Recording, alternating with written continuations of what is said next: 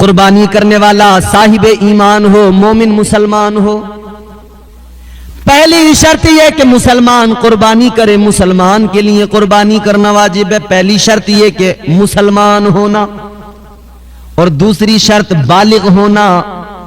نابالغ پر قربانی واجب نہیں ہوتی، اگرچہ اس پر کتنا بھی زیادہ مال کیوں نہ ہو۔ آپ اپنے لیے کن چیزوں کو پسند کیا کرتے ہیں؟ اپنے لیے جب آپ بازار سے، مارکیٹ سے کوئی چیز خرید کے لاتے ہیں تو وہ ایسی چیز ہوتی ہے جس میں کوئی عیب نہیں ہوتا ہے، اور اگر کوئی عیب والی چیز ہو تو آپ اس کو اپنے لیے پسند نہیں کرتے۔ اپنے بچوں کے لیے کوئی چیز لے کر آتے ہیں تو عیب والی چیز نہیں لاتے، وہ لاتے ہیں جس میں کوئی عیب نہ ہو۔ تو کیسی عجیب بات ہے، اپنے لیے کوئی چیز خرید کے لائیں، اپنے بچوں کے لیے کوئی چیز خرید کر لائیں، کوئی سامان لے کے آئیں، تو ہم کوئی بھی ایسی چیز نہیں لاتے جس میں کوئی عیب ہو، جس میں کوئی کمی ہو۔ کتنی عجیب بات ہو گئی، اپنے لیے اس چیز کو پسند کریں جس میں کوئی عیب نہ ہو، اور جب رب کے نام پر قربانی کی بات آئے تو پھر ہم وہ چیزیں دیکھتے ہیں جو کمزور جانور ہیں، جو کمزور لاغر ہیں، یا پھر جن میں کوئی عیب ہوتا ہے ہم ان کو دیکھنے لگ جاتے ہیں۔ پھر ہم امام صاحب کو، مولانا صاحب کو فون کرنے لگتے ہیں، مولانا صاحب ذرا سا سینگ ٹوٹا ہوا ہے، کیا قربانی ہو جائے گی؟ ذرا سا پیر میں فرق ہے، کیا قربانی ہو جائے گی؟ قربانی کے مسائل معلوم کرنے والوں، تمہیں ضرورت ہی پیش نہیں آئے گی، بس اتنا نظریہ بنا لو۔ حالانکہ صورتیں تو نکل آتی ہیں، گنجائشیں نکل آتی ہیں، مگر یاد رکھنا، اگر تم نے ایک بار یہ ذہن بنا لیا میں یہ جانور اپنے رب کے نام پہ قربان کروں گا، تو رب کے نام پہ قربان کرنا ہے تو ویسا لے کے آؤں کہ سب سے اچھا ہو، خوبصورت ہو، موٹا تازہ فربا ہو، تو پھر پوچھنے کی ضرورت نہیں پڑے گی۔ اچھا جانور خرید کے لاؤ، اچھا جانور قربان کر دو۔ اپنی ضروریات زندگی جس کو کہا جاتا ہے اس سے الگ، اگر 40,000 30,000 اتنی رقم اگر موجود ہے تو قربانی کرنا واجب ہے۔ اتنا ساز و سامان موجود ہے اتنی رقم کا تو قربانی کرنا واجب ہے۔ پلاٹ پڑے ہوئے ہیں، قربانی کرنا واجب ہے۔ مکان کرائے پہ دے رکھا ہے، قربانی کرنا واجب ہے۔ اپنے مکان کے اندر 2 کمرے استعمال میں آتے ہیں، 4 کمرے خالی پڑے ہیں، 2 کمرے خالی پڑے ہیں، ان کی رقم جوڑی جائے گی، قربانی واجب ہو جائے گی۔ یاد رکھنا میرے عزیزو، قربانی ہر حال میں کیا کرو۔ اور بعض اوقات تو ایسا ہوتا ہے ایک گھر کے اندر 4 5 لوگوں پر قربانی واجب ہوتی ہے، مگر وہ لوگ قربانی نہیں کرتے، ایک قربانی کر کے بس جان چھڑا لیا کرتے ہیں۔ باپ پر بھی کبھی قربانی واجب، کبھی بیٹے پر بھی قربانی واجب ہوتی ہے، ایک ہی وقت میں باپ پر بھی قربانی واجب ہوتی ہے، بیٹے پر بھی، بہو پر بھی، مگر ایک حصہ کر کے کام چلا دیتے ہیں۔ جن پر قربانی واجب ہے ان کو قربانی کرنا بہت ضروری ہے۔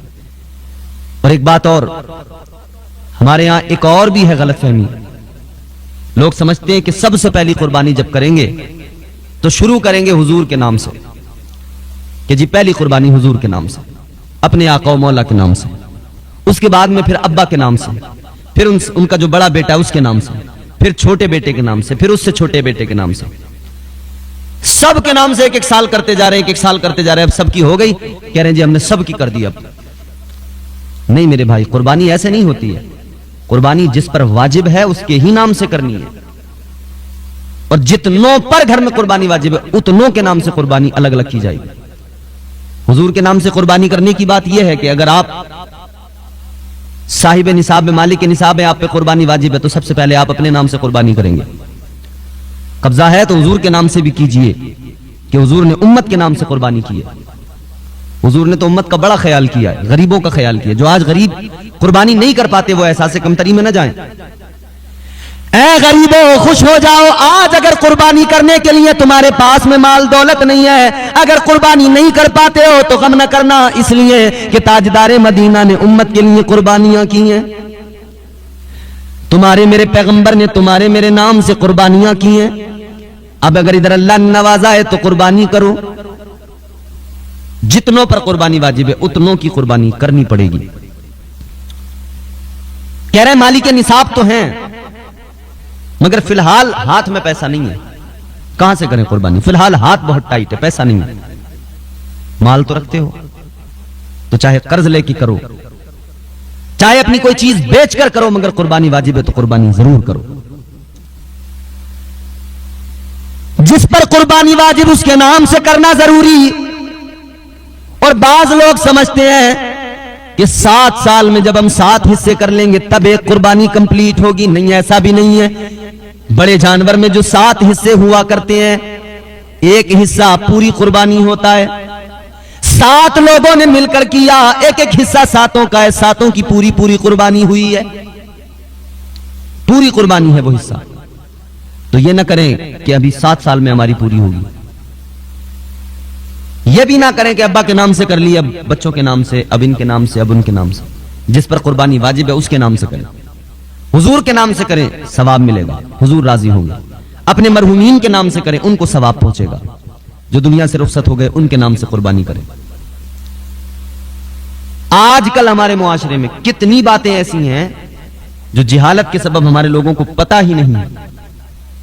قربانی کر رہے ہیں، بعض لوگ تو صرف دکھاوے کے لیے کر رہے ہیں کہ فلاں چودھری صاحب، فلاں امیر صاحب، فلاں مالدار صاحب انہوں نے اتنا مہنگا بکرا لیا اس کی قربانی کی، انہوں نے اتنا مہنگا جانور لیا اس کی قربانی کی. قربانی نام و نمود کے لیے، دکھاوے کے لیے نہیں ہوتی. قربانی فقط اللہ کی رضا اور اس کی خوشنودی کے لیے کی جاتی ہے. تو قربانی اللہ کی رضا اور اس کی خوشنودگی کے لیے کریں جتنوں پر واجب ہے. اب ایک بات یہ ہے یہاں پر کہ گھر میں سب لوگ شرکت کے ساتھ رہتے ہیں، کاروبار سب کا ایک جگہ ہے، کھانا کمانا ایک جگہ، خرچ ایک جگہ. تو پھر اب اس صورت میں گھر کے اندر جو بڑا ہے، جو مالکانہ حق رکھتا ہے، چاہے وہ باپ ہو یا بڑا بھائی ہو، پھر اس کے نام سے قربانی کی جائے گی. ساجے میں رہتے ہیں، سب لوگ مل کے رہتے ہیں، تو جو اصل مالک کہلائے گا اس کے نام سے قربانی کرنا واجب ہے. اللہ تعالیٰ قرآن مجید میں فرماتا ہے لن تنالوا البر حتى تنفقوا مما تحبون. پروردگار عالم فرماتا ہے تم بھلائی کی اعلیٰ منزل کو نہیں پہنچ سکتے جب تک کہ تم اپنے رب کی راہ میں اپنی پسندیدہ چیز کو قربان نہ کر دو. بھلائی کی اعلیٰ منزل پر اگر پہنچنا چاہتے ہو تو اللہ کا قرآن کہتا ہے اپنی پسندیدہ چیزوں کو اللہ کی راہ میں اس کے نام پر قربان کر دو. اللہ تبارک و تعالیٰ کی بارگاہ میں مقبولیت اور اس کا قرب جو حاصل ہوتا ہے اس شخص کو حاصل ہوتا ہے جو اپنی خواہشات کو ختم کر دیتا ہے، اپنے دل کے تمام معاملات کو نہیں دیکھتا، وہ صرف اور صرف پروردگار کی محبت اور اس کی رضا اور اس کی خوشنودی کے لیے زندگی گزارتا ہے. تاجدار مدینہ کا کلمہ پڑھنے والوں غور کرو، اب قربانی کا وقت آ رہا ہے، عید الاضحیٰ آ رہی ہے. لوگوں نے جانور خریدنا شروع کر دیا. بعض لوگ تو جانور لے کر گھروں میں آ گئے، اب گھروں کے اندر ان کی پرورش ہو رہی ہے. سال بھر سے گھر میں بندے جانور اور ایک وہ جانور جو قربانی کے لیے آیا ہے، دونوں میں بڑا فرق ہے. صوفیہ فرماتے ہیں، ہمارے بزرگ فرماتے ہیں قربانی کے جانور کو الگ رکھو، اس کی شناخت الگ ہو، اس کا اہتمام، اس کا پروٹوکول الگ ہو، اچھا کھلاؤ، صاف ستھرا رکھو، اس کو خوب تیار کر کے رکھو، گندا نہ رکھو، اس کی خوب خاطر تواضع کرو. اس لیے کہ وہ جانور اللہ تعالی کی راہ میں قربان کیا جانا ہے، رب کے نام پر ذبح کیا جانا ہے. یہ جانور جو آیا ہے، حضور فرماتے قربانی کا جانور جو تم ادھر ذبح کر دیتے ہو، ادھر رب کے نام پر قربان کر دیتے ہو.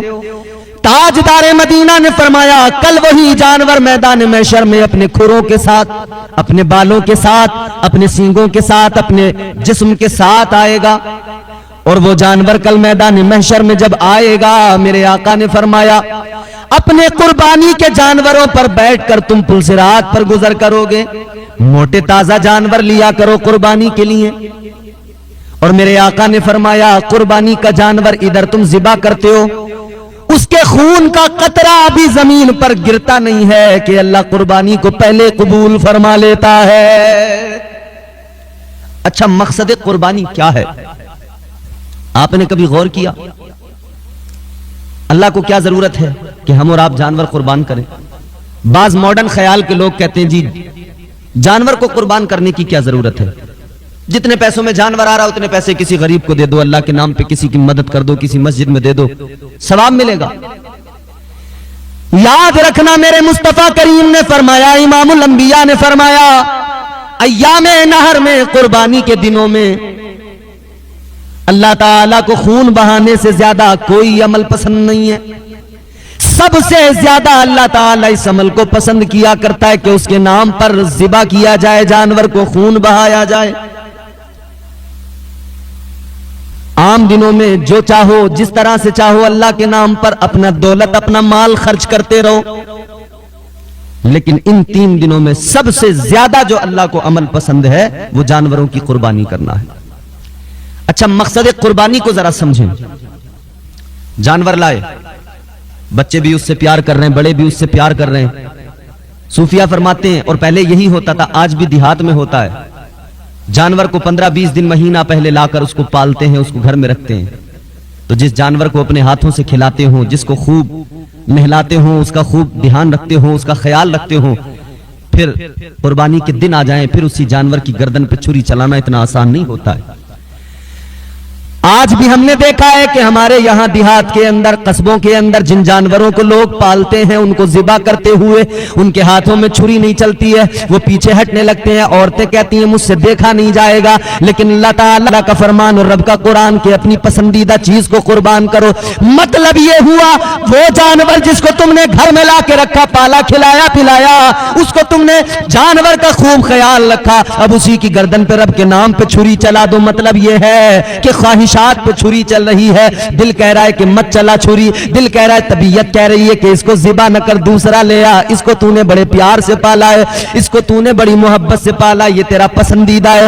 اللہ تعالیٰ فرماتا ہے پسندیدہ چیز کو قربان کرو، اللہ تعالیٰ تمہارا رب، تمہارا پروردگار تمہیں بھلائی کی اعلیٰ منزل پہ فائز فرما دے گا، اللہ تمہیں نعم البدل عطا کرے گا، بڑا ثواب اللہ عطا کرے گا۔ خواہشات یعنی پسندیدہ چیزوں کو قربان کر دینا۔ حضرت ابراہیم علیہ السلام کو خواب میں یہی تو بشارت ہوئی، خواب میں یہی تو فرشتے نے کہا تھا۔ حضرت ابراہیم نے خواب دیکھا، فرشتہ کہہ رہا ہے ابراہیم رب کے نام پہ قربانی کرو۔ آپ صبح کو بیدار ہوئے، آپ نے 100 اونٹوں کی قربانی اللہ کے نام پر کر دی، لیکن پھر جب دوسری رات میں سوئے، پھر خواب دیکھا، پھر فرشتہ کہہ رہا ہے ابراہیم رب کے نام پر قربانی کرو۔ اگلے دن جب بیدار ہوئے، 200 اونٹوں کی قربانی پیش کر دی، پہلے 100 کیے، پھر 200 قربان کر دیے۔ 200 اونٹوں کی قربانی پیش کرنے کے بعد میں جب تیسری رات سوئے، پھر خواب میں وہی فرشتہ کہہ رہا ہے ابراہیم رب کے نام پر قربانی کرو۔ ہر روز تو قربانی کرنے فرمایا، روز تو قربانی کرتا ہوں، کیسی اب قربانی کروں؟ فرشتہ کہتا ہے اپنی پسندیدہ محبوب چیز کو قربان کرو، جسے بہت زیادہ پیار کرتے ہو، بہت زیادہ پسند کرتے ہو۔ اب صبح کو بیدار ہوئے تو سمجھ میں آ گیا، میں سب سے زیادہ پیار تو اسماعیل سے کرتا ہوں، اپنے بیٹے سے محبت کرتا ہوں۔ اب یہ ہے دیکھو خواہشات کی قربانی۔ اپنے بیٹے کو ساتھ لیا، بیوی سے کہا، بچے کی ماں جناب ہاجرہ سے کہا بچے کو دعوت میں لے کر جاؤں گا۔ آپ نے چھری بھی اپنے ساتھ میں رکھ لی، رسی بھی رکھ لی، چل دیے اسماعیل کو لے کر۔ راستے میں باپ بیٹے کی جو گفتگو ہوئی ہے، خدا کی قسم اللہ کا قرآن اس گفتگو کو بیان فرماتا ہے۔ اللہ کے قرآن نے اس گفتگو کا ذکر کیا، قال یا ابت افعل ما تؤمر ستجدنی ان شاء اللہ من الصابرین۔ باپ نے بیٹے سے کہا تھا، بیٹا میں تجھے اللہ کے حکم سے ذبح کرنے والا ہوں، اللہ کے نام پر تجھے قربان کرنے والا ہوں۔ بیٹے نے کہا تھا اگر حکم اللہ کا ہے، اس کے نام پر قربان کرنا ہے تو پھر سوچنا نہیں ہے، آپ چھری چلا دیں، آپ دیکھیں گے انشاءاللہ آپ کا بیٹا صابروں میں نظر آئے گا، صابر ملے گا۔ آپ دیکھیں بیٹے نے بھی کہا کہ قربان کر دیجئے، باپ نے بھی کہا قربان کریں گے۔ اب باپ کے ہاتھ میں چھری، بیٹے کی گردن ہے، بیٹے نے کہا ابا آنکھوں پہ پٹی باندھ لو، کہیں ایسا نہ ہو جب میری گردن پہ چھری چلائیں اور خون بہے تو کہیں ایسا نہ ہو کہ آپ دیکھ نہ پائیں، برداشت نہ کر پائیں۔ بیٹا بھی کیسا باوقار ہے، بیٹے کی عظمت بھی اللہ اکبر۔ باپ بھی دیکھو تو لاجواب، بیٹا بھی لاجواب ہے۔ باپ چھری چلانے لگے، بیٹا ذبح ہونے کو تیار ہو گیا۔ اللہ تعالیٰ نے بلبل سدرا کو بھیج دیا، جنت سے دمبا لے کر آئے، حضرت اسماعیل کو ہٹایا، دمبا رکھ دیا، دمبا ذبح ہو گیا، قربان ہو گیا۔ یہ ہے مقصد قربانی۔ اے لوگوں، اپنی پسندیدہ چیز کو رب کے نام پر قربان کر دینا، یہی اللہ تعالیٰ کی رضا حاصل کرنے کا اور اس کی خوشنودی حاصل کرنے کا ذریعہ ہوتا ہے۔ تو قربانی کریں، اللہ تعالی پروردگار فرماتا ہے کہ قربان کرو اپنی پسندیدہ چیزیں، پسندیدہ جانوروں کو قربان کرو۔ اچھا سنیں، حضرت ابراہیم علیہ السلام اللہ تعالیٰ کی بارگاہ میں سوال کرتے ہیں، پروردگار تو مردوں کو زندہ کیسے کرتا ہے؟ اے مولا مردوں کو زندہ کیسے کیا کرتا ہے؟ اللہ تعالیٰ نے فرمایا اے ابراہیم 4 جانور لے لو، 4 پرندے لے لو، ان کو پالو، کھلاؤ پلاؤ۔ حضرت ابراہیم نے 4 جانور 4 پرندے لیے، کون سے؟ ایک کوا، ایک مرغا، ایک کبوتر ہے اور ایک اس میں مور ہے، 4 جانور لیے، پالا، ان کو بڑے ہو گئے۔ اللہ نے فرمایا کہ ابراہیم اب ایک کام کرو، انہیں ذبح کر دو 4۔ حضرت ابراہیم علیہ السلام نے 4 کو ذبح کر دیا۔ پروردگار نے فرمایا اب ان کے جسم کے گوشت کے ٹکڑے ٹکڑے کر دو، ٹکڑے ٹکڑے کر دیے۔ اللہ نے فرمایا قیمہ قیمہ بنا دو، قیمہ بنا دیا گیا۔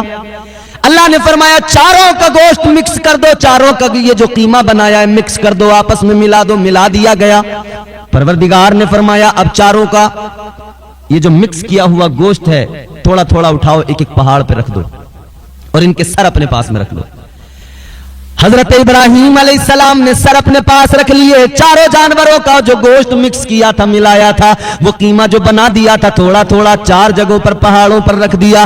اب حضرت ابراہیم علیہ السلام کھڑے ہو گئے، دیکھ رہے منظر کو۔ اللہ نے فرمایا دیکھو ابراہیم تمہارا رب کیسے زندہ کرتا ہے، 4 جانوروں کا وہ گوشت ملا ہوا ہے، قیمہ بنا ہوا ہے، 4 الگ الگ جگہوں پہ رکھا ہوا ہے، لیکن وہ 4 جگہ سے گوشت ہوا میں اڑا ہے اور جو جس کا تھا وہ اسی میں واپس آ کر ملنے لگا۔ 4 جانوروں کا گوشت جو جس میں تھا وہاں سے نکل کے بوٹیاں آئیں اور گوشت کے لوتھڑے بن گئے۔ پھر وہ گوشت اڑتا ہوا حضرت ابراہیم کی طرف آیا اور پھر وہ بالوں پر بھی لگ گئے اور جو سر حضرت ابراہیم کے پاس رکھے تھے وہ سر بھی جڑ گئے اور 4 کے 4 پرندے دوبارہ زندہ ہو گئے۔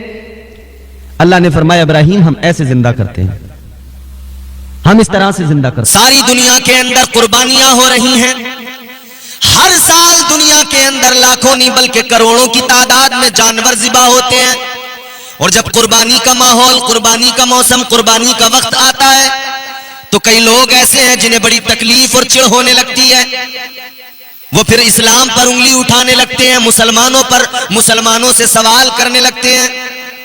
وہ کہتے ہیں کیوں کرتے ہو قربانی، کیوں کرتے ہو قربانی؟ جانوروں کی ہتیا ہے، جیو ہتیا ہے۔ عقل کے گھوڑے دوڑانے والے، اپنے آپ کو ذہین سمجھنے والے، عقل مند سمجھنے والے کہتے ہیں کہ وہ ایک جانور ہے، اس کے اندر جان ہے، مجھے کس نے حق دیا کہ اس کو ذبح کر دوں؟ وہ ہم سے کہتے ہیں تمہیں کس نے حق دیا کہ تم اس جانور کو کاٹو پھر کھا جاؤ؟ تو ہم ان سے سوال کرتے ہیں کہ اسلام بھی کہتا ہے اور سائنس بھی کہتی ہے جتنی بھی سبزیاں دنیا کے اندر موجود ہیں، جتنے بھی پھل دنیا میں موجود ہیں، سب کے اندر جان ہوا کرتی ہے۔ یہ الگ بات ہے وہ چلتے پھرتے نہیں ہیں، لیکن جان اور زندگی تو ان کے اندر ہوتی ہے۔ یہ جو پیڑ کاٹے جا رہے ہیں زندگی تو ان کے اندر بھی ہے، یہ جو پھل کاٹ کاٹ کے مزے سے کھا رہے ہو زندگی تو ان کے اندر بھی ہے، یہ جو سبزیاں کاٹ کے کھا رہے ہو پکا کے زندگی تو ان کے اندر بھی ہے۔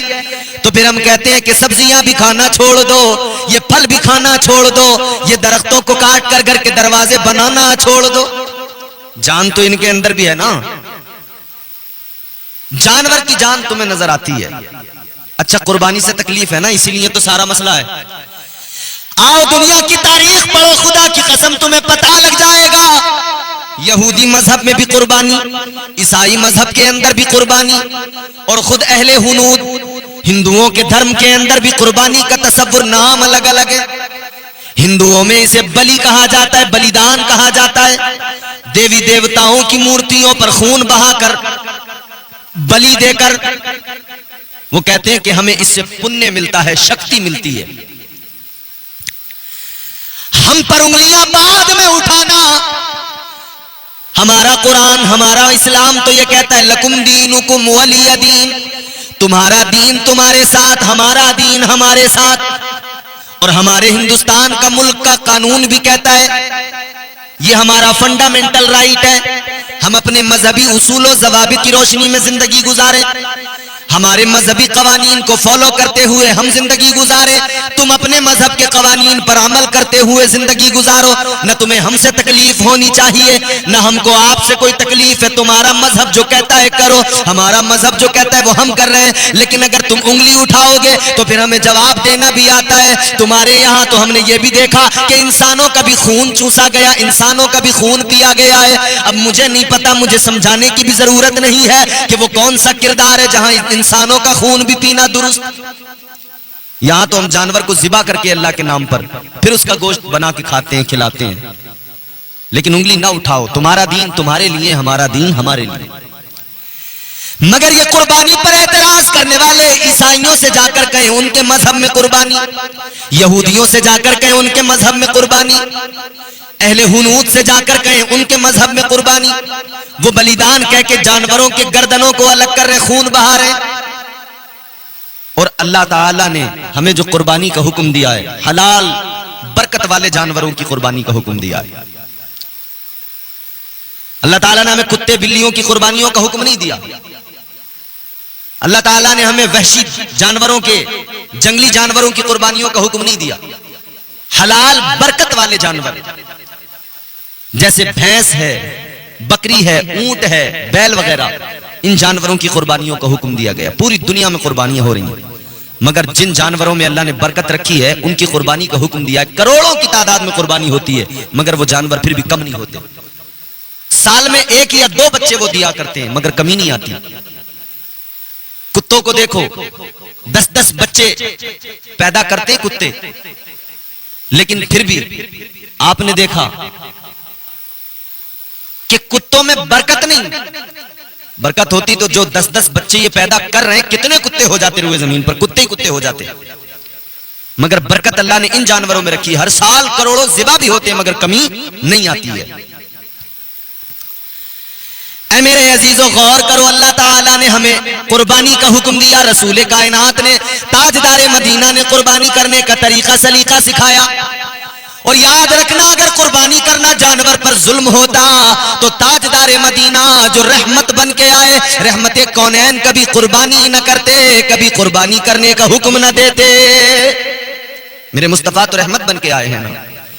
اللہ تعالیٰ نے حضور کو بھیجا تو قرآن مجید میں اعلان بھی ساتھ ہی ساتھ کر دیا۔ پروردگار عالم نے فرمایا وَمَا أَرْسَلْنَاكَ إِلَّا رَحْمَةً لِّلْعَالَمِينَ۔ پروردگار عالم نے فرمایا محبوب آپ کو کائنات کے لیے، عالمین کے لیے رحمت بنا کے بھیجا گیا ہے۔ حضور ساری کائنات کے لیے رحمت بن کے آئے ہیں۔ تو جو مصطفیٰ رحمت بن کے آئے ہیں، وہ کیا جانوروں کے لیے زحمت بن سکتے ہیں؟ ان کو ذبح اگر کرنا ظلم ہوتا تو کیا مصطفیٰ ظلم کرتے؟ ہرگز نہیں کرتے۔ یہ حکم پروردگار کا ہے۔ اور اللہ تعالیٰ نے جو بھی چیزیں پیدا کی انسان کے لیے پیدا کی۔ پروردگار عالم نے زمین کو پیدا کیا، انسان کے لیے بچھونا بنا دیا، فرش بنا دیا چلنے پھرنے کے لیے، زمین کا سینہ چیر کر دانا ڈال کر کھیتی کرنے کے لیے، گھر مکان بنانے کے لیے۔ اللہ نے آسمان کا شامیانہ تان دیا، کس لیے؟ انسان کے آرام اور سکون کے لیے۔ اللہ تعالیٰ نے سورج کو پیدا کیا انسان کے آرام اور سکون کے لیے، چاند کو بنایا انسان کے آرام اور سکون کے لیے۔ اللہ نے درختوں کو پیدا کیا انسان کے لیے، اللہ نے پھلوں کو پیدا کیا انسان کے لیے، اللہ تعالیٰ نے کائنات کے اندر جانوروں کو پیدا کیا انسان کے لیے، انسان کو اشرف بنایا۔ ساری کائنات کی تمام اشیاء، تمام مخلوقات، اللہ تعالیٰ نے ہر مخلوق کو انسان کے لیے پیدا کیا، اور انسان کو پروردگار نے اپنے لیے پیدا کیا ہے۔ اسی لیے اللہ نے فرمایا قرآن مجید میں وَمَا خَلَقْتُ الْجِنَّ وَالْإِنسَ إِلَّا لِيَعْبُدُونَ۔ پروردگار فرماتا ہے بے شک ہم نے انسان کو، جنات کو اپنی عبادت کے لیے پیدا کیا ہے۔ تو اللہ نے جو کچھ بھی پیدا کیا وہ انسان کے لیے، اور انسان کو پیدا کیا اپنے لیے، یعنی اپنی عبادت، اپنی بندگی کے لیے۔ پروردگار عالم نے قربانی کا حکم دیا، تو جس نے پیدا کیا جانوروں کو اسی نے حکم دیا قربانی کا۔ اچھا اللہ تعالیٰ کا کرم تو دیکھو، اللہ تعالیٰ نے انسان کو ذبح کرنے کا حکم تو نہیں دیا، ورنہ حضرت ابراہیم علیہ السلام نے تو بچے کی اپنے بیٹے کی گردن پہ چھری رکھی تھی نا. اللہ نے جنت سے دمبا بھیج دیا، بلبل سدرا لے کے آ گئے، فدیے کے طور پہ دمبا ذبح ہو گیا، حضرت اسماعیل علیہ السلام بچ گئے. تو اللہ تعالیٰ نے انسانوں کو مشقت میں، مصیبت میں، پریشانی میں نہیں ڈالا، بلکہ پروردگار عالم نے فرمایا کہ تم جانوروں کی قربانی کرو. انسانوں کو ذبح کرنے کا، بیٹوں کو ذبح کرنے کا حکم نہیں دیا، فرمایا کہ تم جانوروں کی قربانی کرو. اچھا ایک بات اور میں عرض کرتا ہوں، میرے مصطفیٰ کریم غمخوار امت جب قربانی کرتے تھے نا، خود اپنے ہاتھ سے ذبح کرتے تھے. میں نے عرض بھی کیا ہے گزشتہ بیانات میں، اور حضور نے حکم دیا ہے کہ جانور کے قریب رہو. جب تم جانور کو لے کر آ گئے قربانی کی نیت سے، قربانی کے ارادے سے، تو اس کی خاطر تواضع کرو، اس کے قریب رہو. اور جب قربان گاہ میں لے کر جاؤ ذبح کرنے کے لیے، تو جانور کے پاس رہو، جانور کے قریب رہو، اپنے ہاتھ سے ذبح کرو.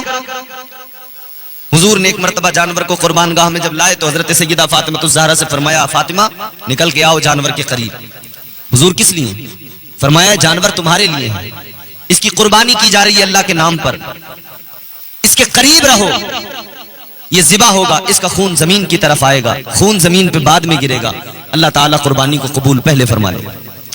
اچھا پہلے قربانی ہوتی تھی نا، قربانیاں تو چونکہ میں نے عرض کیا تاریخ آپ پڑھیں گے تو قربانی کا جو اتہاس ہے اور جو تاریخ ہے قربانی کی، وہ دنیا کے پہلے انسان حضرت آدم علیہ السلام کے بیٹے حابیل و قابیل سے شروع ہو جاتا ہے قربانی کا سسٹم. حضرت آدم علیہ السلام کے دو بیٹے جناب حابیل اور دوسرا بیٹا قابیل، نکاح کو لے کر دونوں میں اختلاف ہو گیا تو حکم ہوا کہ قربانی کرو. جناب حابیل نے ایک دمبا لا کر رکھا قربانی کے لیے. تو سسٹم کیا تھا؟ آسمان سے ایک آگ آتی تھی اور وہ اس جانور کو اٹھا کر لے جاتی تھی، اس جانور کو کھا لیا کرتی تھی. جس کے جانور کو لے گئی، جس کے مال کو لے گئی، سمجھ لو اس کی قربانی قبول ہوئی. تو سب کو پتہ لگ جاتا تھا. اللہ نے مگر کتنا کرم کیا ہے نا، وہ قربانی کرے تو ان کو پتہ لگ جاتا تھا کہ قربانی قبول ہوئی یا نہیں ہوئی. مگر ہم قربانی کریں تو پتہ نہیں لگتا. ہم تو خلوص کے ساتھ قربانی کر دیتے، قبول کرنے والی ذات اللہ کی ہے. مگر پروردگار عالم نے کرم فرمایا، عیب پوشی کی. سوچو ایک لمحے کے لیے اگر کسی کی قربانی قبول نہیں ہوتی تو ساری سب کو پتہ لگ جاتا، اس کی قبول نہیں ہوئی تو پھر لوگ اسے کس نظر سے دیکھتے. تو اللہ تعالیٰ نے بندوں کے عیبوں پہ پردے ڈال دیے. عیب پوشی پروردگار کیا کرتا ہے کہ اگر کسی نے قربانی کی قبول ہونا نہ ہونا قیامت میں میدان محشر میں پتہ لگ جائے گا. یہاں دنیا میں کوئی اس بنیاد پر ذلیل نہیں ہوگا. یہ امت مصطفیٰ کے ساتھ خاص ہے کہ اللہ نے اس کی عیب پوشی کی ہے، پروردگار نے پردہ پوشی کی، گناہوں پہ پردے ڈال دیے. عزیزان گرامی القدر غور کریں، یہ قربانی کا جانور جو ہم نے ذبح کیا، نہ اس کا خون اللہ کے پاس پہنچتا ہے، نہ اس کا گوشت. پروردگار عالم کے پاس میں نہ خون پہنچتا ہے، نہ گوشت پہنچتا ہے. تو پھر کس لیے قربانی؟ اس لیے کہ اللہ تعالیٰ تو تقویٰ دیکھتا ہے، تقوی کو پسند کرتا ہے. اللہ پرہیزگاری اور تقویٰ دیکھتا ہے. اللہ دیکھتا ہے میرا بندہ میرے فرمان پر عمل بھی کرتا ہے یا نہیں، زیادہ سوچ میں تو نہیں پڑ جاتا ہے، عقل کے گھوڑے تو نہیں دوڑانے لگتا ہے. تو قربانی کریں میرے بھائی. حضور نے حجت الوداع کے موقع پر 70 اونٹوں میں سے تقریباً 60 اونٹ اپنے ہاتھ سے ذبح کیے. اپنے ہاتھ سے آقا نے ان کو ذبح کیا. یہی حکم اپنے صحابہ کو دیا کہ اپنے ہاتھ سے ذبح کرو. اور پھر حضور نے عید الاضحیٰ قربانی کا دن تھا، حضور نے 2 بکرے منگائے. 2 بکرے منگائے میرے مصطفیٰ کریم نے اور ان کو ذبح کیا. صحابہ نے عرض کر دیا یا رسول اللہ کیا ہمارے لیے بھی 2 بکروں کی قربانی کرنا ضروری ہے؟ یا رسول اللہ کیا قربانی ایک بکرے پر، ایک جانور پر نہیں ہوگی؟ تو میرے مدنی کریم آقا نے فرمایا قربانی تو ایک ہی جانور پر ہوگی. اور میں نے 2 جانور ذبح کیے، ایک اپنی جانب سے ذبح کیا اور دوسرا جانور میں نے اپنی امت کی جانب سے قربان کیا ہے. امت کی جانب سے میں نے اس کو ذبح کیا ہے. حضور نے امت کا خیال رکھا ہے. جو نہ بھولا ہم غریبوں کو رضا، جو نہ بھولا ہم غریبوں کو رضا، یاد اس کی اپنی عادت کیجئے. حضور نے تو امت کو یاد کیا ہر موقع پر. قربانی کے موقع پر بھی حضور نے امت کو نظر انداز نہیں کیا. کتنا یاد کیا میرے آقا نے اس امت کو، ہم گناہگاروں کو کتنا یاد کیا میرے آقا نے. جب تاجدار مدینہ پیدا ہوئے دنیا میں تشریف لائے تب بھی میرے آقا نے امت کو یاد کیا.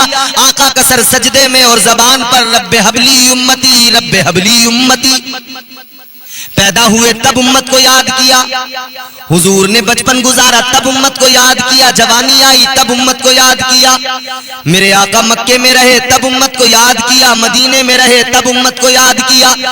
میرے مصطفیٰ کریم زمین پر رہے تب امت کو یاد کیا, اور آقا جب معراج میں عرش اعظم پر گئے تب بھی امت کو یاد کیا.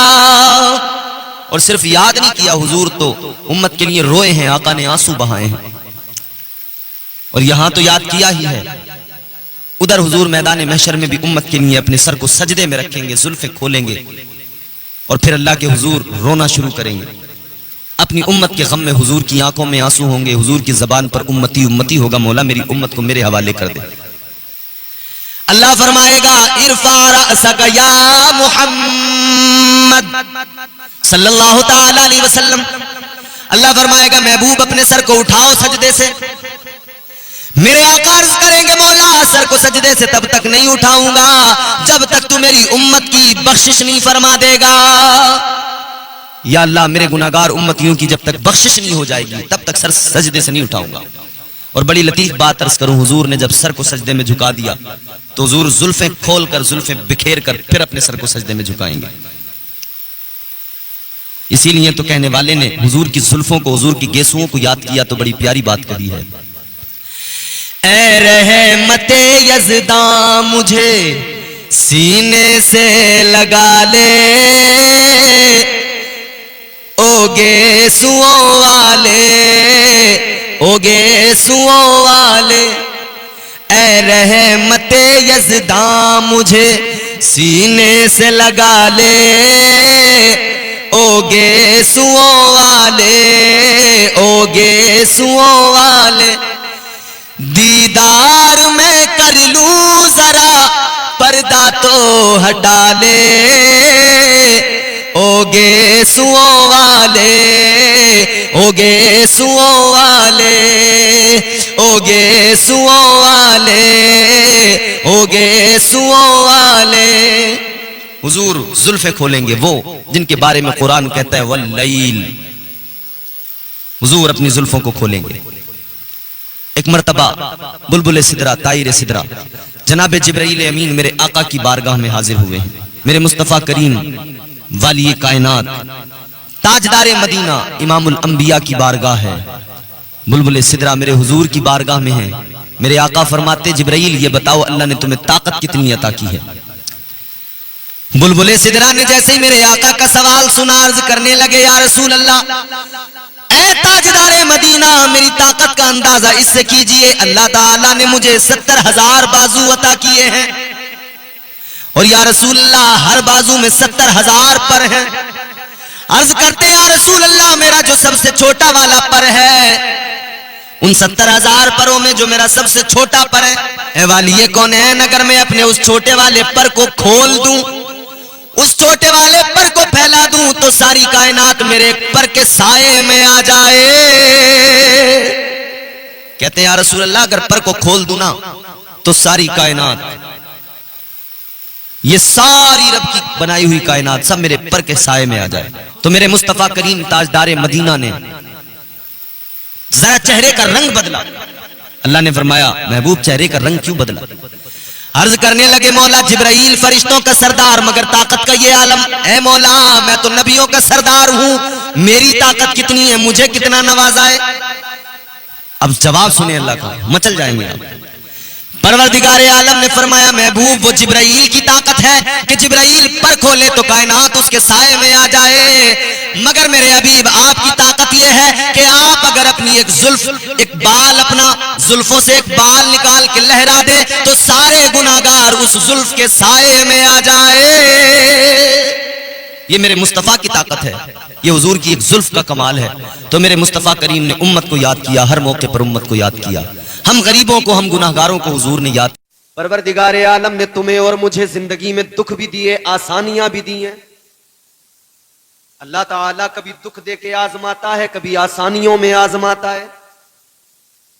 پروردگار عالم اپنے بندوں کو آزماتا ہے، کبھی تکلیفیں دے کر آزماتا ہے، کبھی بیماری دے کر آزماتا ہے، کبھی اولاد دے کر آزماتا ہے، کبھی اولاد لے کر آزماتا ہے، اللہ آزماتا ہے۔ پروردگار عالم نے قرآن مجید میں فرمایا وَلَنَبْلُوَنَّكُمْ بِشَيْءٍ مِّنَ الْخَوْفِ وَالْجُوعِ وَنَقْصٍ من الأموال والأنفس والثمرات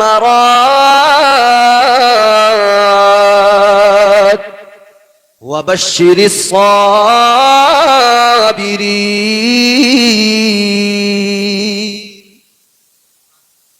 پروردگار عالم نے قرآن مجید میں فرمایا تمہارا پروردگار تمہیں ضرور آزمائے گا۔ کیسے آزمائے گا؟ اللہ نے فرمایا 5 امتحان ہوں گے، 5 چیزوں میں اللہ آزمائے گا، 5 امتحان۔ کون کون سے امتحان ہے وہ 5؟ فرمایا پہلا امتحان یہ کہ اللہ تعالیٰ خوف دے کر آزمائے گا، اللہ خوف میں مبتلا کر کے آزمائے گا، ڈر کے ساتھ آزمایا جائے گا، خوف سے آزمایا جائے گا۔ دوسری آزمائش کیا؟ دوسرا امتحان کیا؟ فرمایا من الجوع، یہ دوسرا امتحان ہے، والجوع، اللہ تعالیٰ بھوک سے آزمائے گا۔ تیسری آزمائش کیا؟ تیسرا امتحان کیا؟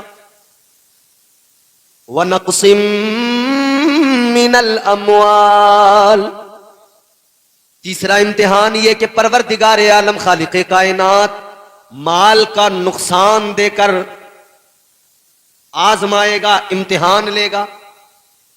چوتھی آزمائش کیا؟ چوتھا امتحان کیا؟ کالج یونیورسٹیز میں پڑھنے والے بچے، اسکول جانے والے بچے، جب امتحان اسکول کے ہوتے ہیں تو کئی سارے پرچے ہوا کرتے ہیں، ایک ہندی کا پرچہ، ایک انگلش کا پرچہ، ایک میتھمیٹکس کا پرچہ، پھر جو سبجیکٹ ہوں گے ان کے امتحان ہوتے ہیں نا۔ تو اللہ تعالیٰ نے تمہارے میرے لیے ایمان والوں کے لیے آزمائش اور امتحان کے 5 پرچے تیار کیے، 5 سبجیکٹ، 5 پرچے اللہ نے تیار کیے، 5 طرح سے آزمایا جائے گا۔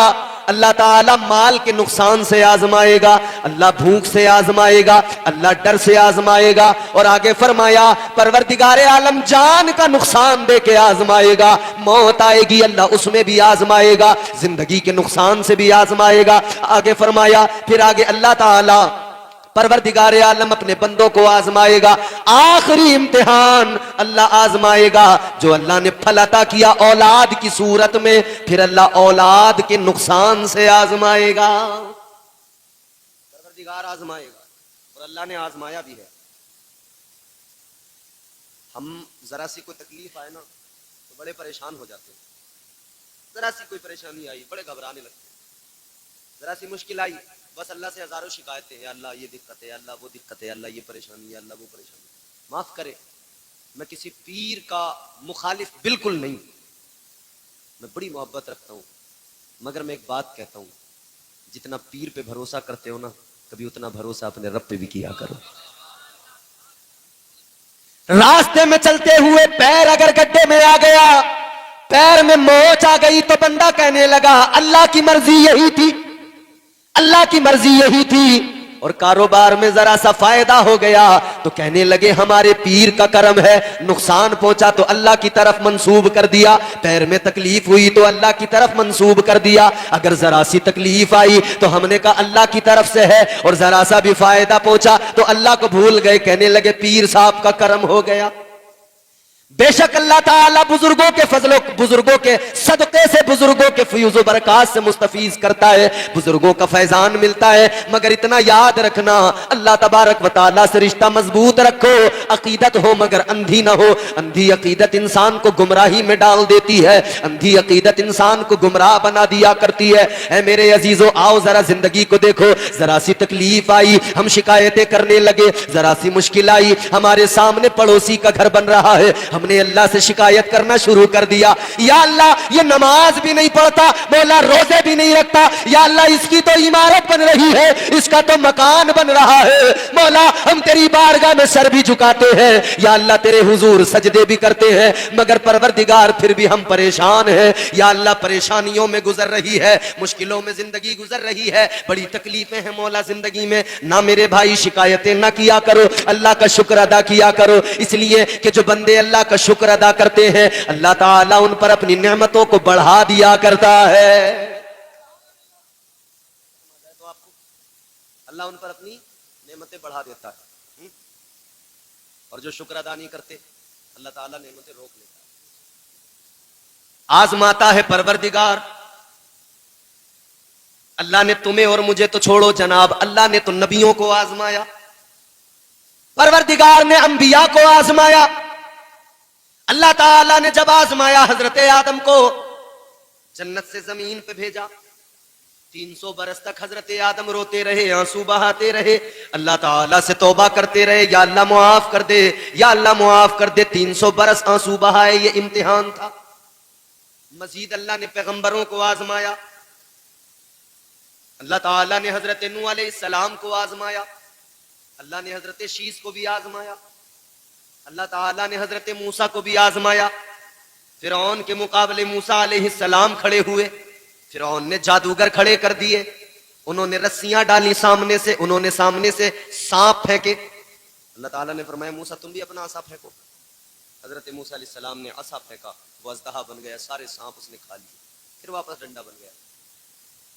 اللہ تعالیٰ نے پیغمبروں کو آزمایا, اللہ نے حضرت موسیٰ علیہ السلام کو بھی آزمایا, حضرت ابراہیم کو بھی آزمایا. اللہ نے حضرت یوسف کو, حضرت یعقوب کو آزمایا. حضرت یوسف کو کنویں میں ڈالا گیا, اللہ نے امتحان لیا.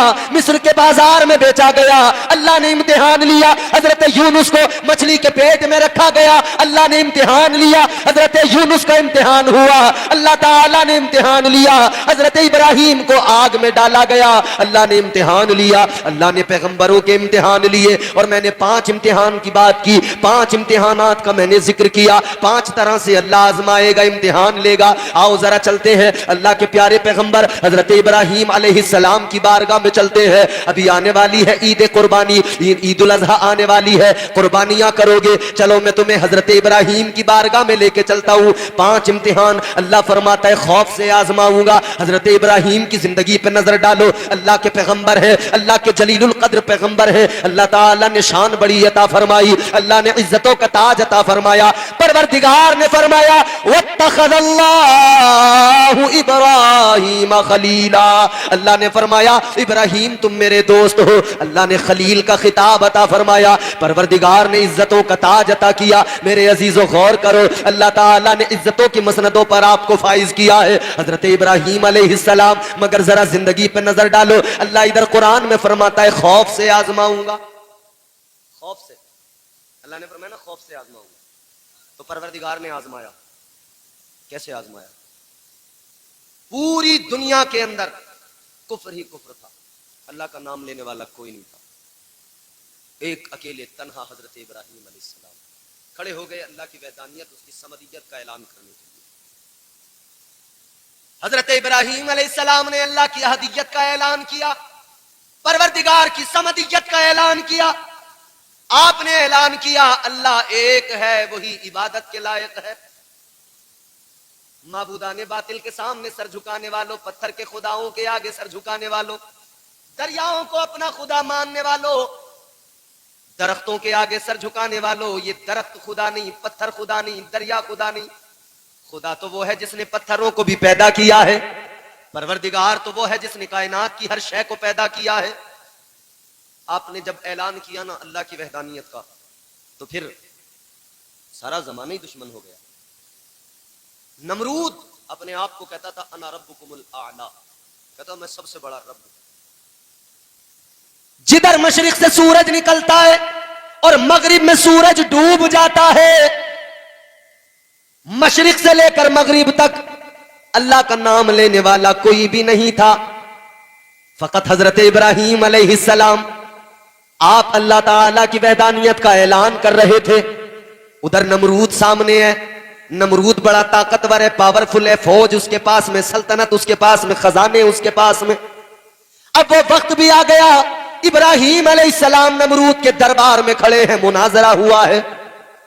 जनाब किसी इलाके के बड़े नेता के सामने खड़ा कर दिया जाए, आदमी बड़े डर डर के सलीके से बात करता है कि ये नाराज ना हो जाए। किसी महल्ले के चौधरी के सामने खड़े हो जाए तो बड़े अदब से बात करते हैं कि चौधरी साहब नाराज ना हो जाए, ये महल्ले के चौधरी साहब, ये मुखिया, ये पैसे वाला नाराज ना हो जाए। नाराज हो गया तो गुस्सा करेगा, नाराज हो गया तो फटकार लगाएगा, नाराज हो गया तो डांटेगा, नाराज हो गया तो गुस्सा करेगा। आगे बढ़ो, अगर किसी एमएलए के यहाँ चले जाओ तो और ज्यादा डर होता है। एमएलए भी फिर उस पार्टी का हो, सत्ताधारी पार्टी का कोई विधायक हो, उसके सामने तो और डर लगता है। अगर जरा सा कुछ कह दिया, अगर कोई बेअदबी हो गई तो जेल में डाल देंगे, अगर जरा सी बेअदबी हो गई, जरा सी बेअदबी पर कैद कर दिया जाएगा, जेल में डाल दिया जाएगा। और आज ये हो भी रहा है। आज बड़े बड़े ताकत वाले, मगर सरकारें उन्हें झुका दिया करती हैं। सरकारें, मौजूदा सरकारें बड़े बड़े बेबाक लोगों को कैद में डालकर उन्हें बंद कर दिया जाता है, उन्हें सजाएं दी जाती हैं, उनकी जबानों पर ताले लगा दिए जाते हैं। अजीजाने गिरामी उल कद्र, गौर करो, ताकत वालों की बात यही हुआ करती है, दौलत वालों की बात यही हुआ करती है, इख्तिदार वालों की बात यही हुआ करती है।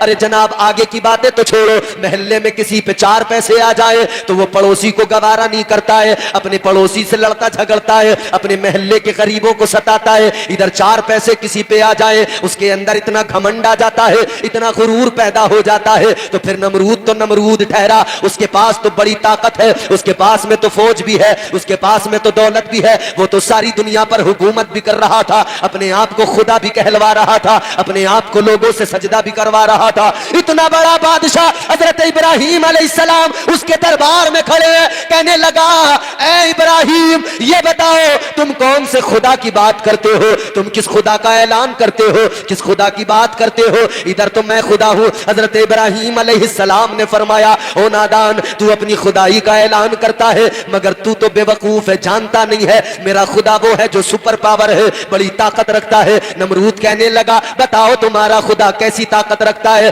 कैसी पावर रखता है तुम्हारा खुदा? हजरत इब्राहीम ने फरमाया, मेरा खुदा वो है जो जिंदगी भी दिया करता है, मौत भी दिया करता है, जिंदगी का मालिक भी है और मौत का मालिक भी है। मेरा अल्लाह वो है जिसे चाहे जिंदगी अता कर दे और जिसे चाहे अल्लाह मौत दे देता है। जिसे चाहे अल्लाह जिंदगी दे, जिसे चाहे मौत दे दे। तो नमरूद ने कहा, इब्राहीम ये बात है? कहने लगा, ये काम तो मैं भी कर सकता हूं।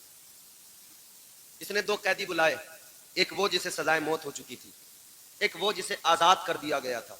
दोनों को बुलाकर इसने कहा कि जिसे आजाद कर दिया गया था ना, उसको कहा कि इसे फांसी की सजा, इसे सजाए मौत दे दी जाए, और जिसे सजाए मौत सुनाई गई थी उसे कहा इसे आजाद कर दिया जाए।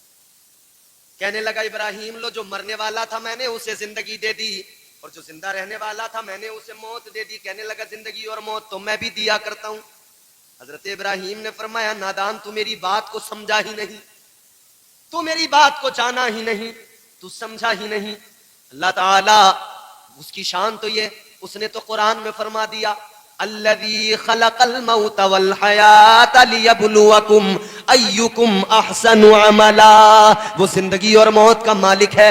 फरमाया, तू मेरी बात को नहीं समझा, मेरा खुदा तो वो है, अगर किसी के जिस्म के टुकड़े टुकड़े कर दिए जाए, बोटियों का कीमा बना दिया जाए, फिर अगर मेरा रब जिंदगी देना चाहे तो उस कीमे को वापस मिलाकर, गोश्त का लोथड़ा बनाकर अल्लाह ताला उन हड्डियों से मिलाकर फिर भी जिंदगी अता कर देता है। अल्लाह की शान तो ये है, परवरदिगार की शान तो ये है। दूसरा सवाल हजरत इब्राहीम अलैहिस्सलाम का, खौफ कराना चाहता था नमरूद, मगर हजरत इब्राहीम अलैहिस्सलाम डट कर खड़े रहे। कहा, मैं डरने वाला नहीं हूं, इम्तिहान है अल्लाह की तरफ से, तो इस इम्तिहान में, अच्छा एक बात बताऊं मैं आपको, एक बात आप सुने, जरा मोहब्बत से बोले सुभान अल्लाह। एक बड़ी दिलचस्प बात याद आई। हजरत इब्राहीम अलैहिस्सलाम ने 5 इम्तिहान दिए, खौफ, भूख, माल का नुकसान, अपनी जान का नुकसान, औलाद का नुकसान, 5 इम्तिहान दिए। 5 इम्तिहान दिए, कितने? 5। वक्त कितना लगा? तकरीबन 105 साल या 100, बाज़ रिवायात के मुताबिक 120 साल का जमाना लगा। 5 इम्तिहान देने में जनाबे हजरत इब्राहीम अलैहिस्सलाम को 120 سال کا زمانہ لگ گیا. آؤ عزیزو, حضرت ابراہیم علیہ السلام امتحان دے رہے ہیں, 120 سال کا زمانہ لگ گیا. لیکن آؤ امام حسین کی بارگاہ میں چلو, کربلا چلو. 7 محرم ہے, 7 محرم کی فجر سے امام حسین نے امتحان دینے شروع کیے. 7 محرم الحرام کی صبح سے, فجر سے حضرت امام حسین نے امتحان دیے. تو امام حسین نے 10 محرم الحرام کی عصر تک 5 امتحان دے دیے اور 5 امتحان میں کامیاب بھی ہو گئے. اے لوگوں ذرا غور تو کرو, حضرت ابراہیم 5 امتحانوں میں 120 سال کا زمانہ گزر گیا, مگر مصطفیٰ جان رحمت کے نواسے کی شان یہ, 7 محرم کی فجر سے 10 محرم کی عصر تک امام حسین نے 5 امتحان دے دیے. آزمایا اللہ. نمرود سے آپ نے دوسری بات کہی, آپ نے فرمایا میرا خدا تو وہ ہے جو مشرق سے سورج نکالتا ہے, مغرب میں اس کو غروب کر دیتا ہے. فرمانے لگے میرا پروردگار تو وہ ہے جو مشرق سے سورج کو طلوع کرتا ہے اور مغرب میں سورج کو غروب کر دیتا ہے, یعنی مغرب میں ڈوب جاتا ہے سورج, مشرق سے نکلتا ہے. ادھر حضرت ابراہیم علیہ السلام نے اتنا کہا تھا نمرود کے دربار میں, اللہ کے پیغمبر جناب حضرت ابراہیم علیہ السلام نے جیسے اتنی بات کہی تھی کہ میرا خدا تو وہ ہے جو مشرق سے نکالتا ہے مغرب میں غروب کر دیا کرتا ہے, ادھر آپ نے اتنی بات کہی تھی تو اللہ تعالیٰ نے فرشتوں کو حکم دے دیا تھا, آسمان کے اللہ تعالیٰ نے سورج کے فرشتوں کو حکم دیا تھا جو سورج کی تنابیں پکڑے ہوئے ہیں, اللہ تعالیٰ نے ان کو حکم دے دیا تھا اے فرشتوں تیار رہنا. ادھر میرے ابراہیم نے, میرے خلیل نے کہا ہے, ادھر میرا خلیل کہتا ہے میرا خدا سورج کو مشرق سے نکالتا ہے مغرب میں غروب کر دیتا ہے. تو فرمایا اللہ تعالیٰ نے فرشتوں سے کہ اگر اس نمرود نے یہ کہہ دیا کہ یہ تو میں نکالتا ہوں, اگر اس نمرود نے کہہ دیا کہ یہ تمہارا خدا نہیں نکالتا سورج میں نکالتا ہوں, یہ سورج جو غروب ہوتا ہے میں غروب کرتا ہوں, اگر اس نے یہ کہہ دیا تو آگے کا جواب کیا ہوگا؟ اللہ تعالیٰ نے فرشتوں کو حکم دے دیا تھا. مفسرین فرماتے ہیں اللہ نے فرشتوں سے فرمایا تھا اے فرشتوں تیار رہنا, اگر آج نمرود نے یہ کہہ دیا کہ یہ سورج میں نکالتا ہوں میں ادھر غروب کرتا ہوں تو فرشتوں سورج کی تنابیں کھینچ لینا. پھر اس کے بعد میں اگر نمرود نے یہ کہہ دیا تو قیامت تک پھر سورج مشرق سے نہیں نکلے گا مغرب سے نکلے گا, مشرق میں ڈوب جائے گا. فرشتوں نے عرض کیا مولا اگر سورج مغرب سے نکلا مشرق میں ڈوبنے لگا تو مولا تیرا نظام قدرت بدل جائے گا, یا اللہ تیرا نظام بدل جائے گا. اللہ نے فرمایا اے فرشتوں نظام بدلتا ہے بدل جائے مگر میرا یار جھوٹا نہ ہو جائے. فرمایا اگر کوئی ایسی نوبت آئی نا تو پھر سورج اب ادھر سے نکلے گا ادھر ڈوبے گا. آزمایا اللہ نے, کامیاب ہو گئے, گھبرائے نہیں ڈرے نہیں, اللہ کی توحید کا اعلان کیا, جم کر مقابلہ کیا. اللہ تعالیٰ نے امتحان لیا, امتحان میں کامیاب ہو گئے. پھر اللہ نے دوسرا امتحان لیا, بلکہ وہ امتحان اور پہلے ہوا, بھوک سے آزمایا اللہ نے. اللہ تعالیٰ نے بھوک سے آزمایا. یہ امتحان تو بچپن میں ہی ہو گیا تھا, بہت پہلے ہو گیا تھا. حضرت ابراہیم علیہ السلام جب پیدا ہوئے میرے عزیزو غور کرو کیسے پیدا ہوئے. ادھر نمرود نے خواب دیکھا تھا, نجومیوں نے بتایا تھا کہ ایک بچہ ایسا پیدا ہوگا جو تیری سلطنت کو برباد کر ڈالے گا, تجھے بھی ختم کر ڈالے گا, تو بھی ختم ہو جائے گا, تیری سلطنت بھی ختم ہو جائے گی. نجومیوں نے بتا دیا تھا. تو نمرود نے کہا تھا کہ میں کسی بچے کو پیدا نہیں ہونے دوں گا, اپنی سلطنت میں پیدا ہونے والے ہر بچے کو قتل کروا دوں گا, جو بھی بچہ پیدا ہوگا اسے مار دیا جائے گا. یہی کیا اس نے, ہر بچے کو قتل کروا دیا کرتا تھا. جاسوس لگا رکھے تھے, جہاں پتہ لگا بچہ پیدا ہوا ہے بچے کو قتل کر دیا جاتا تھا. ایک لمبے عرصے تک بچوں کو مارتا رہا, بچوں کو قتل کرتا رہا. حضرت ابراہیم علیہ السلام کی والدہ, آپ کے شکم میں حضرت ابراہیم علیہ السلام تھے. ڈر بڑا تھا کہ پتہ نہیں کیا ہوگا, ڈر بڑا تھا. ماں کو بڑی فکر ہوتی ہے بچے کی, ماں کو بڑا خیال ہوتا ہے بچے کا. حضرت ابراہیم علیہ السلام کی والدہ اس فکر میں ہے کہیں نمرود میرے بچے کو نقصان نہ پہنچائے. جب آپ کی ولادت کا وقت قریب آیا, آپ کی والدہ آبادی سے نکلی, گھر چھوڑا, جنگل میں ویرانے میں گئی, ایک غار کے اندر اندر چلی گئی. ایک پہاڑ کی غار میں جا کر آپ نے وہاں پر حضرت ابراہیم علیہ السلام کی ولادت ہوئی ہے. غار کے اندر حضرت ابراہیم جنگل میں پیدا ہوئے. جب آپ کی ولادت ہو گئی آپ کی والدہ نے حضرت ابراہیم کو غار میں چھوڑا, غار کے دروازے پہ پتھر لگایا, گھر کو واپس آ گئی اس فکر میں کہ اگر نمرود کو پتہ لگ گیا تو قتل کر دے گا. اللہ کے سپرد کر کے آ گئی, اس غار میں چھوڑ کر آ گئی. اللہ اکبر, غور کرو, اب اللہ تعالیٰ نے امتحان لیا. ایک چھوٹا بچہ جو ابھی پیدا ہوا, مجھے بتاؤ ماں کے دودھ کے بغیر میں کیسے زندہ رہ سکتا ہے؟ ماں کے دودھ کے بغیر اس کی کیا زندگی ہے؟ اور کون سی غذا اس کے لیے ہے؟ کچھ اور وہ کھا نہیں سکتا ہے, صرف ماں کا دودھ اس کی غذا ہوا کرتا ہے. ماں اسے ہر پریشانی سے بچاتی ہے, ماں اس کا خیال کیا کرتی ہے. لیکن حضرت ابراہیم کی والدہ آپ کو غار کے اندر چھوڑ کر آ گئی, غار کے دہانے پہ پتھر لگا کے آ گئی. ایک دن گزر گیا, دوسرا دن بھی گزر گیا, تیسرا دن جب آیا تیسرا دن بھی گزرا. آپ کو بچے کا خیال آتا, دل کانپ جاتا. آپ کو بڑی فکر ہو رہی تھی میرے بچے ابراہیم کا کیا حال ہوگا. سوچا آپ نے کہ 3 روز ہو گئے, کوئی دیکھنے والا نہیں ہے, کوئی کھلانے پلانے والا نہیں ہے. 3 روز ہو گئے, آپ کو لگا مر گیا ہوگا, انتقال ہو گیا ہوگا. سوچا چلو جا کر تو دیکھ لوں, دل نہیں مانا. ماں کا دل تو ایسا ہی ہوا کرتا ہے. اب جب غار کے دہانے پہ پہنچی ہے, پتھر جو غار کے دہانے پہ لگا ہوا تھا, جیسی پہنچی ہے پتھر خود بخود ہٹ گیا. اندر جا کر دیکھا حضرت ابراہیم علیہ السلام کے منہ کے اندر آپ کا انگوٹھا ہے اور اس کو چوس رہے ہیں. اللہ اکبر, ماں حیران ہو گئی. تیسرا دن ہے مگر میرا بچہ سلامت ہے, تیسرا دن ہے مگر میرا بچہ ٹھیک ٹھاک ہے. حضرت ابراہیم کی والدہ نے جیسے ہی انگوٹھا نکال کے دیکھا ہے, خدا کی قسم اللہ تعالیٰ نے وہ کرم فرمایا, آپ کے انگوٹھے سے دودھ بھی نکل رہا تھا اور اللہ شہد بھی عطا کر رہا تھا. نعرے تکبیر, نعرے تکبیر, نعرے رسالت, نعرے رسالت, مسلک اعلی حضرت, مسلک اعلی حضرت, جلسہ امام ہند, نعرے تکبیر, نعرے رسالت. بات سمجھ میں آ رہی ہے آپ؟ میں یہ سمجھانا چاہ رہا ہوں کہ ہم جو یہاں اپنے رب سے رشتہ کمزور کر بیٹھے ہیں اور ذرا سا آزمائش کا وقت آئے تو ہم مددگار بہت تلاش کرتے ہیں, مگر جو حقیقی مددگار ہے اس اپنے اللہ, اس پروردگار کو نہیں پکارتے سلیقے سے, اس رب سے اپنا رشتہ مضبوط نہیں کرتے. کبھی اپنے رب کو پکار کے تو دیکھیں, وہ بہت قریب ہے, بہت قریب ہے خدا. تمہارا میرا پروردگار اتنا قریب ہے. اللہ نے قرآن میں فرما دیا نحن اقرب الیہ من حبل الورید.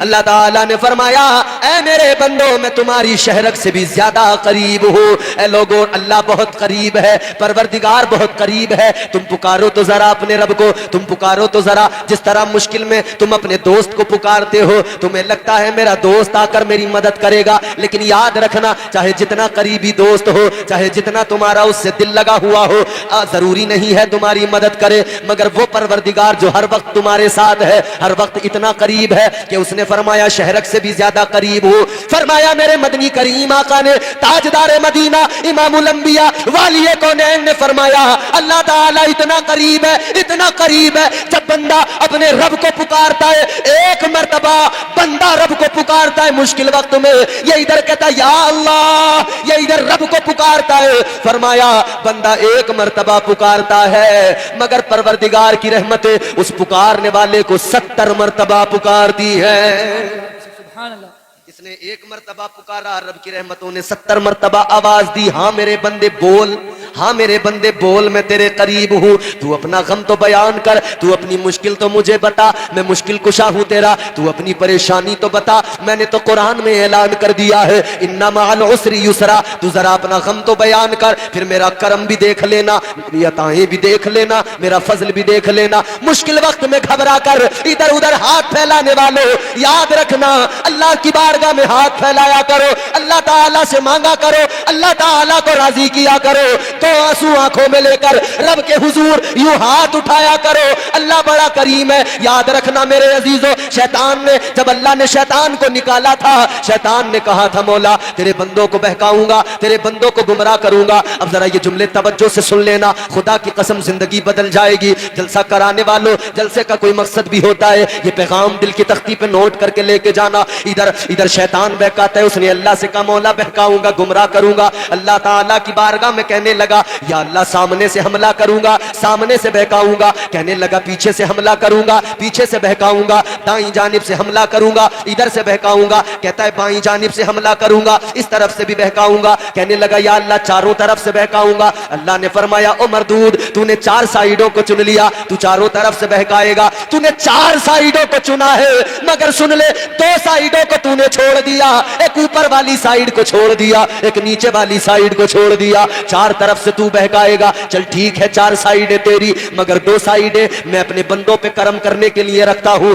2 طرف سے میں کرم کروں گا, 2 سائیڈیں میری. اللہ نے فرمایا جب تو چاروں طرف سے میرے بندوں کو بہکائے گا وہ گناہ کر لیں گے, پھر وہ نادم ہوں گے, میری بارگاہ میں آئیں گے, یوں آنسو آنکھوں میں لے کر آئیں گے میری بارگاہ میں, یوں اوپر کو ہاتھ اٹھائیں گے, مجھ سے کہیں گے مولا معاف کر دے. اللہ فرماتا ہے اے شیطان سن لے, ادھر میرا بندہ ہاتھ اٹھائے گا, ادھر میں اس کے سارے گناہوں کو معاف